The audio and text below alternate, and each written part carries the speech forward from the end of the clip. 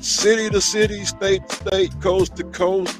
It's your boy Anthony, your host and conductor of the state's number one podcast, the conductor of this train known as the A Train Sports Talk Podcast, streaming live on twitch.tv and YouTube. Today we have a player spotlight, and I am elated to have this young man on my show today. I've been trying and trying, but everything is all about timing. He, in my estimate, is the catalyst behind what's known as the Derby Panthers. Might not be the flashiest, but he's the glue guy. And today he also has a story to share with all of us because it's beyond just basketball, but it's about life. The point guard, senior, AVCTL most valuable player from the Derby Panthers, Jack Llewellyn. Jack, welcome to the show. Man, I want to say that, first of all, you are an incredible human being.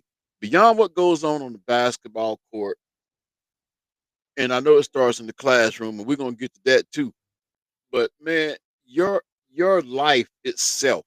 When I think about I want to complain, I just think about you, man. A few weeks ago, I had your coach on, Coach Brett Flory on, and I asked him to talk about you, and he said, I don't know if we have enough time on this show. That's just that's just how much you meant to him, and how much you have meant to the community of Derby and how well you have served Derby. So let's talk about Jack a minute, the basketball player, because you had an award that was deserving, AVCTL Most Valuable Player. I mean, I'm pretty sure there's some guys that probably average 20 plus points a game, but no person I think deserved that award more than you. How did it feel for you to get that award?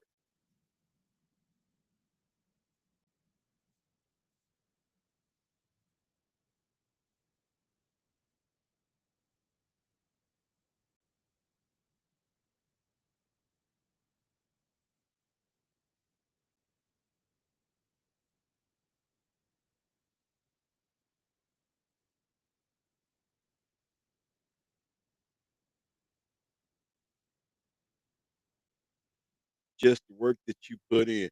Uh, and speaking of this team, because I'm gonna tell you, when I came to the first game of the season against Andover, I'm like, wait a minute, there is something different about this team that I didn't see last year. It's kind of like during the warm-ups, you kind of watch the team's body language during warm-ups, and y'all added pieces like Jackson Malvo and Klingon. I hope I pronounced his name right.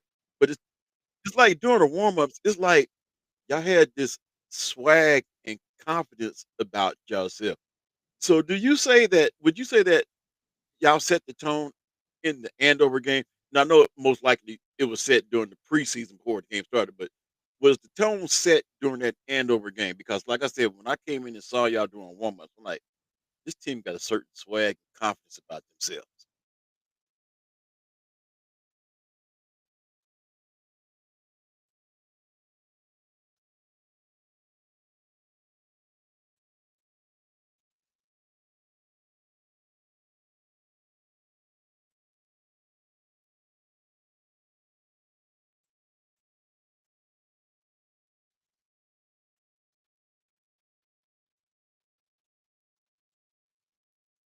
Absolutely. And one of the things, we talk about the beginning of the season, and you said last season y'all started off 0-2. And then y'all had that close game in the sub-state final against Campus and came up short on that. And the one thing I noticed was I seen Coach Flory out at Coke Arena last year, and I'm like, I know that look. He's taking this all in. I know that look, and that fire and desire is burning within. And it's like the look he had was, we're going to be here next year. So that drove y'all, I know, during the off season, like, we're not gonna go out like that. We're going to state. So what is some of the preparation? I mean, How does that weigh on you mentally to carry that around until the beginning of a following season? Because this season, y'all came like y'all had a purpose. So what what always entails that mentality when you lose a game like that and you got to carry that around to the next season?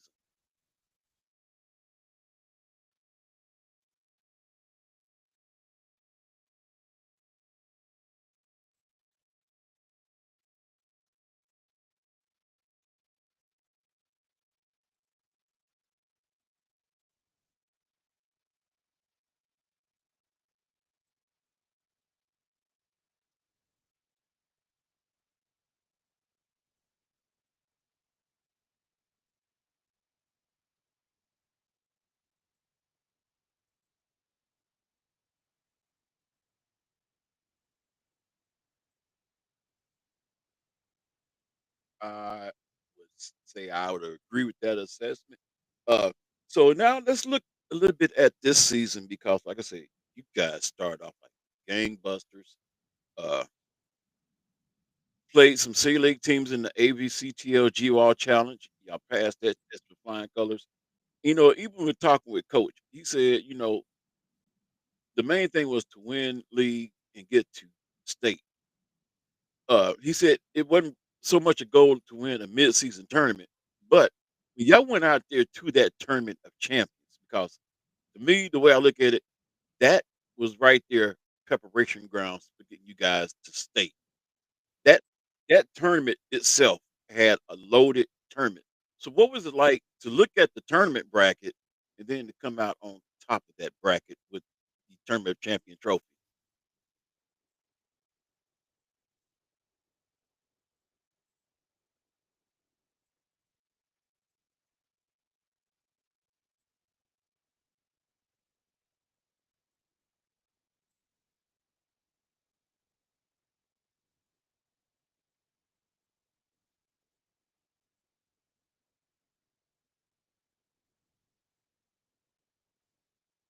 And now I want to ask you this because I believe y'all played against Kansas City Piper in the finals of that tournament, which is a 5A school. And traditionally coming out of Kansas City back in the days, I'm telling my age, I'm a little bit old, okay? But it used to be a hotbed, but it used to be Wyandotte, Kansas City Wyandotte. I ran into an old schoolmate of mine that I went to Hutch with. As a matter of fact, he is the dad of Jalea Davis, who just graduated from Blue Valley North, and he has a 6'8" sophomore son coming up in through the ranks. But Piper, a 5A school, and I know in the ABCTL y'all play against 5A schools. I don't know if y'all play 4A schools, but do you see much of a talent discrepancy between 5A and 6A, or is it pretty much even keel?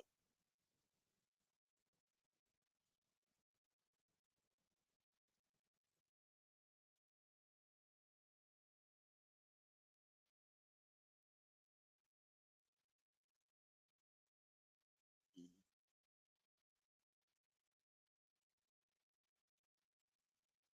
All right. Now I got to ask you this question because I went to the Mays South game in Mays. I also know that you guys play against Mays High School. Now, y'all seem to develop a rivalry with campus. I think you guys' real rival is a friendly rival. It might be Mays South, but I want to throw this twist in there. What was it like playing against Mays? Because I hear that there's some not so friendly people that Derby will runs up against, and the one who likes to bring the smoke for Mays would be one Alan Hanna. So, who would be y'all real rival? Would it be Campus, Mays South, or Mays High School? Just because of the name I just mentioned.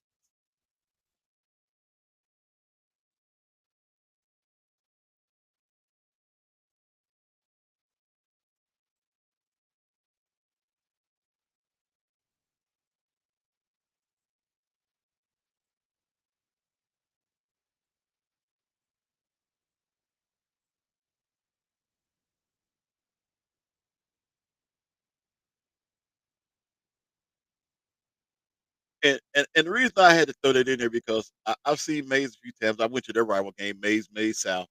It was something about Alan Hanna. It's like he thrives on being on enemy territory and antagonizing the home team's crowd. So I have to ask this question: is there a lot of trash talking that goes on the court?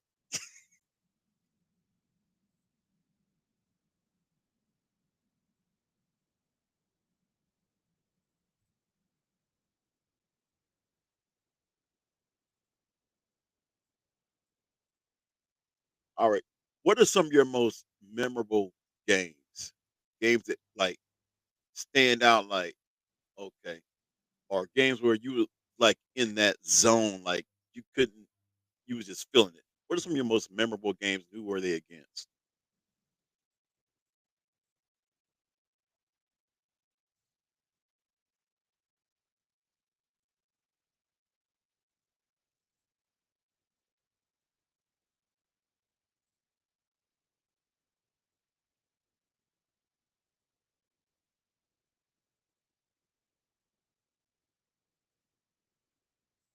Yeah.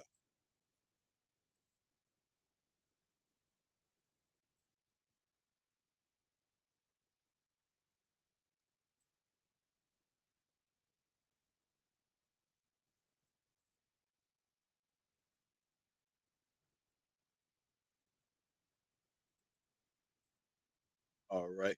Now I want to get more on a personal level here because, like I said, I had Coach Flory on not too long ago. What is it that Coach Flory means to you as a coach and as a human being?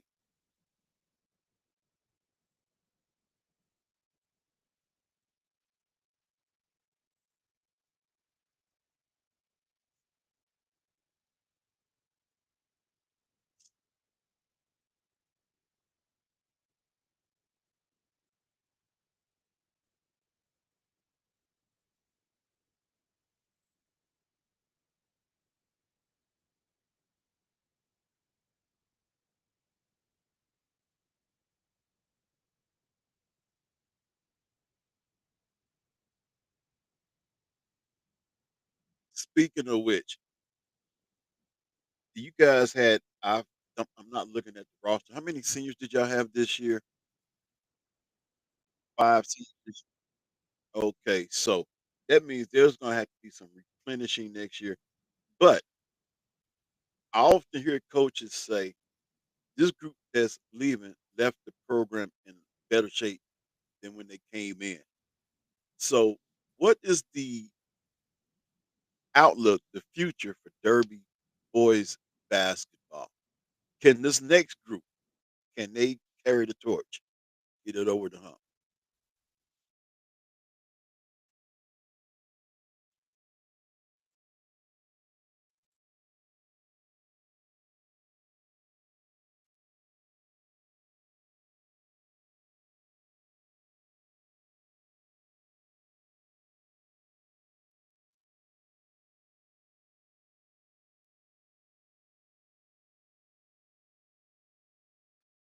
All right.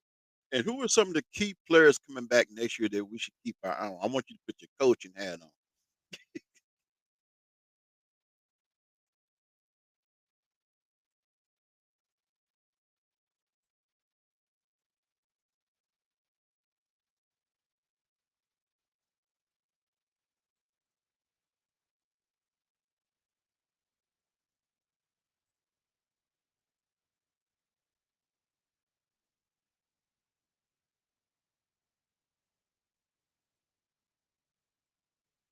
I would say I would confer and I would agree with that as well too.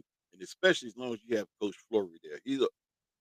I believe that Coach Flory is one guy. I don't know if you've heard this statement, but they say if you can get uh, blood from a turnip, you're doing a great job. And I believe Brett Flory can make water come out of a rock when it comes to basketball.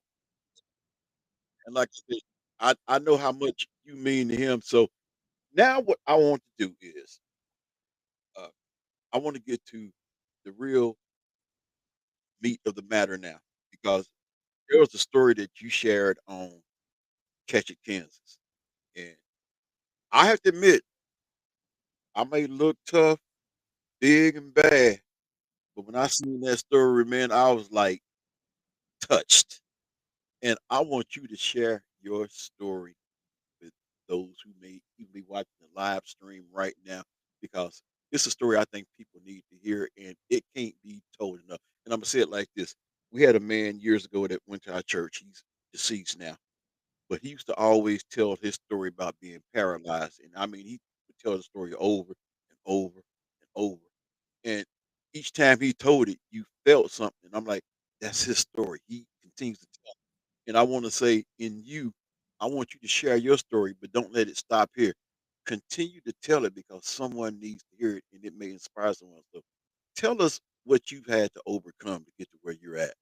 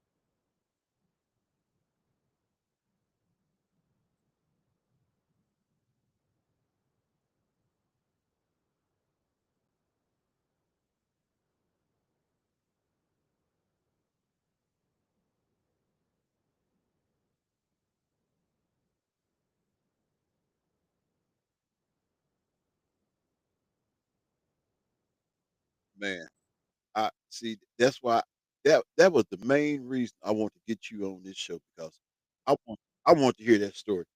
Catch It Kansas, it wasn't to me, it wasn't long enough. And you know, one of my sayings is the reason I say I have the number one podcast in the state of Kansas because I give young student athletes a voice. And this here is a voice that I want to resonate because if you can overcome what you overcame, it gives us inspiration to be overcomers as well. And I'm pretty sure a lot of prayers are going up. You had to rely on your faith. I'm pretty sure. I'm pretty sure I don't know how much Bible reading you do, but I bet you one of your favorite scriptures became, "I can do all things through Christ that gives me strength," huh?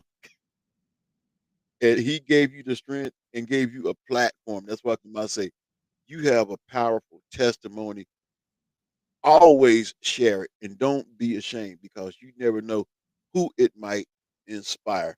Man, I went to the gym Monday and I killed my legs and I'm like, I can't walk, can't sit down, can't stand up. But hearing things like this, it's like that ain't nothing compared to what Jack went through. If Jack can overcome, I can over even in my older age, I can overcome it now. So that's why I want to get you on here because I want you to share that story because this one, like the old man I told you about, it will never get old.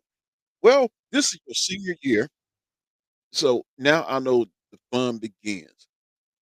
If you haven't already, what schools have been looking at you?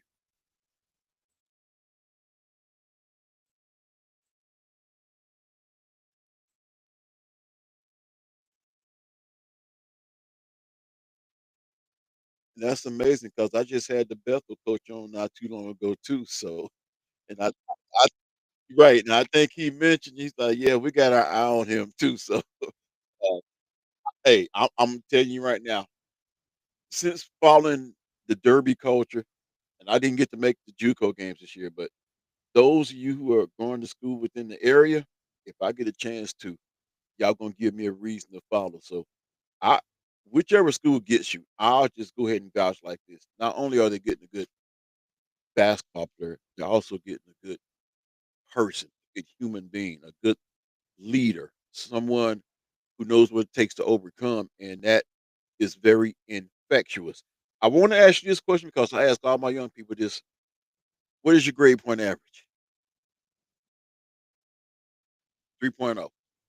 And that would let me know that you also value education. So I want you to sound the whistle. Why come? Education is so important.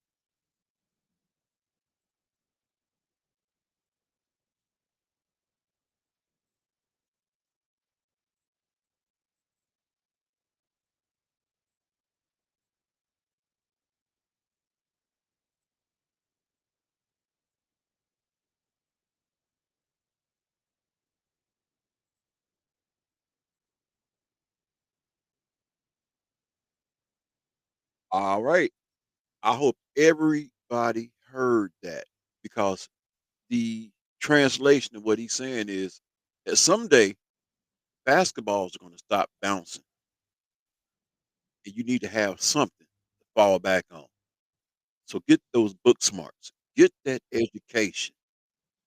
And I also see this in your future. If it's not coaching, I see you as a good motivational speaker. You have multiple gifts.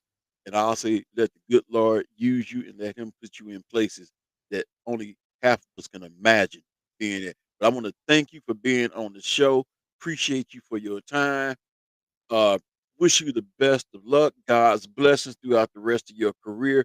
Like I say, whichever coach gets you in college, they got a certified winner. So once again, thank you for being on the show. Absolutely. Once again, my guest on the A Train Sports Talk podcast from Derby High School, Jack Llewellyn. What a magnificent young man he is. This show today definitely wouldn't have been what it was without him. Normally I would have something after I have my interview, but today, this is Jack Llewellyn Day. It's all about him, all about his success on the basketball court, his success in the classroom, but more importantly, his success in life, what he's had to overcome when it looked like he wasn't even going to walk again, let alone play basketball. All you can say is God is good, and I'm pretty sure he says the very same thing too. So once again, I want to thank Jack for being on the show. I will most likely be doing another show tomorrow. Whether I have any guests or not, I don't know. But I'm gonna talk about a little bit of controversy on the broader scale. I'm gonna go ahead and give you the heads up. Some of you may have seen the image of University of South Carolina head women's basketball coach Don Staley wearing a Michael Vick jersey. Some people were all up in their feelings on that. But I'm not going to do that commentary today. But trust me, I'll do everything I can to come back tomorrow because we're going to have that conversation. I'm going to try not to delve into the political aspect of it because I have a way I want to spin that. Because some of the comments I read in regards to that made me think about, well, y'all are slamming this woman for wearing a Michael Vick jersey. What happened years ago? Man who paid his dues to society. TV networks gave him an opportunity to get on and be an analyst, but yet there are those who have an unforgiving spirit. But you probably applauded the man who pardoned those who stormed the White House. But that's all tomorrow. I don't want to do a deep dive in that. Not now. Because like I said, today was about Jack Welch, senior, Derby High School. Played on a magic. I mean, you talk about a magical season this was. And yes, too bad it ended the way it did in state. But hey, they made it back. They made Derby proud. I want to say they made Derby. Normally I say Wichita and the surrounding areas, but I want to say they made Derby and the surrounding areas proud. Once again, AVC, all AVCTL first team, AVCTL Division One, most valuable player, the ultimate overcomer, Jack Welch. Can't say thank you enough.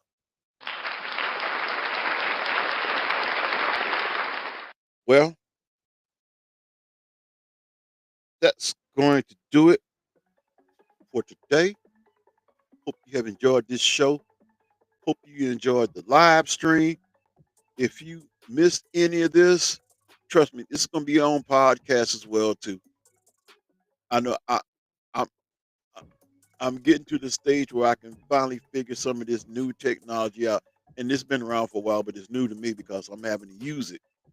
But yes, this show will also be podcast. That way you can listen to it over and over again. You can share it.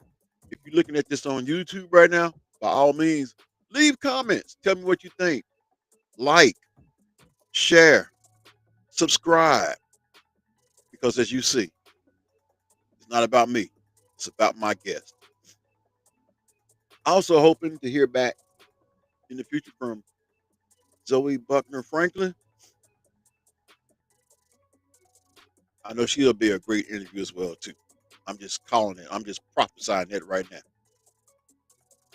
Look forward to getting her on here. Hoping to hear back also from the camp of Jalea Davis. I'm lining up guests.